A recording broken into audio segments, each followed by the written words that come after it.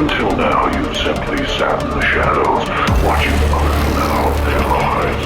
But what do voyeurs see when they look into the mirror? Now I see you as a strange mix of someone angry yet apathetic. I want to play a game.